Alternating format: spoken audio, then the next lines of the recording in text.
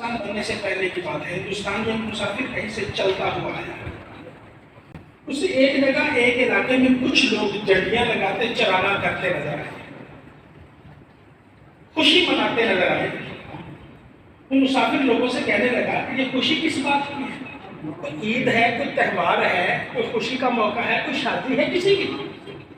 لوگوں نے بتایا نہیں، کوئی عید نہیں، کوئی تہوار نہیں ہے، ہمارے ایک بزرگ ہمارے حضرت ہیں، وہ ہمارے گھر آ رہے ہیں، ہماری اس گلی میں آ رہے ہیں، ان کے آنے کی خوشی کر رہے ہیں، ان کے آنے کی خوشی میں یہ اہتمام ہے، جھنڈے لگا رہے ہیں، جھنڈیاں لگا رہے ہیں، چراغاں کر رہے ہیں، بہت اہتمام کر رہے ہیں، سارے خوشی منا رہے ہیں۔ اب وہ مسافر حیرت زدہ ہو گیا، خوشی نہیں لگا کہ وہ آپ کے شیخ، آپ کے پیر بزرگ کہاں سے آ رہے ہیں؟ لوگوں نے بتایا کچھ زیادہ دور نہیں، یہ ساتھ 2-3 گلیاں چھوڑ کے رہتے ہیں، یہ قریب ہی 2-3 گلیاں چھوڑ کے رہتے ہیں، وہاں سے آ رہے ہیں۔ مسافر پریشان ہو گیا، وہ 2-4 گلیاں چھوڑ کے رہتے ہیں، ان کا گھر ہے، 5 وقت نماز کے لیے مسجد جاتے ہیں، آتے ہیں، گھر سے مسجد جاتے ہیں، آتے ہیں، اور روزانہ 1 مرتبہ 2 مرتبہ 5 مرتبہ اس گلی میں آ سکتے ہیں، کچھ زیادہ دور بھی نہیں رہتے۔ ایک ایسا اللہ والا ہے، 2 گلیاں 3 گلیاں چھوڑ کے رہتا ہے، پھر آنے کی اتنی خوشی لوگ کر رہے ہیں، ان کے آنے کے بڑا اہتمام کر رہے ہیں۔ مسافر لوگوں سے پوچھتا پوچھتا حضرت کے گھر چلا گیا، زیارت کا شوق پیدا ہوا، حضرت کے گھر چلا گیا، دیکھا گھر کے باہر لوگ جمع ہیں، کچھ وقت گزرا، حضرت گھر سے باہر تشریف لائے، پردہ سے کہا کہ باہر آئے، مسافر نے دیکھا تو دیکھ کے حیران رہ گیا، اتنا نورانی چہرہ، چہرے سے نور نکل رہا ہے، وہ تو گویا وہیں پہ فدا ہو گیا۔ حضرت آئے، دروازے کے باہر پالکی رکھی ہوئی تھی،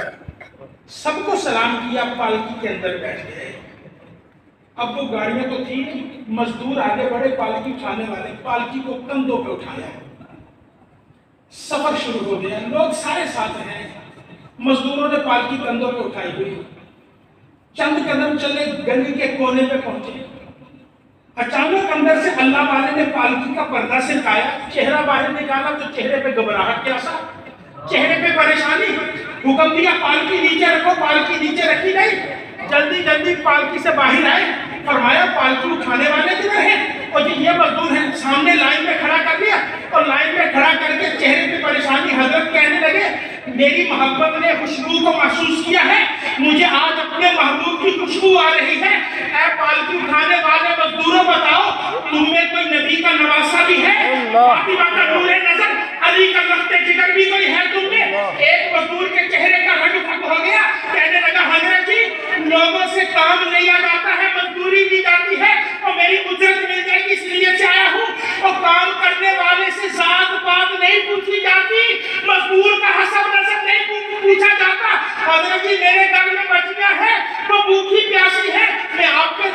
کے دروازے پہ آیا، شام کو اجرت لے کے چلا جاؤں گا، آج میرے مقدر نے یاوری کی، آپ کو کندھوں پہ اٹھانا نصیب ہوا، اس نیلی چھت میں آسمان نے یہ منظر کہاں دیکھا ہوگا؟ اللہ والے کی آنکھوں میں آنسو آ گئے، روتے ہوئے آگے بڑھے، اپنے سر سے دستار کو اتارا، اور اس نبی کے شہزادے کے قدموں پہ ڈال دی، اور دستار قدموں پہ ڈال کے کہنے لگے اے نبی کے شہزادے مجھ سے غلطی ہو گئی، تیرے قدموں پہ سواری کر بیٹھا ہوں، اگر کل قیامت کے دن میدان محشر میں اللہ نے پوچھ لیا اور احمد رسا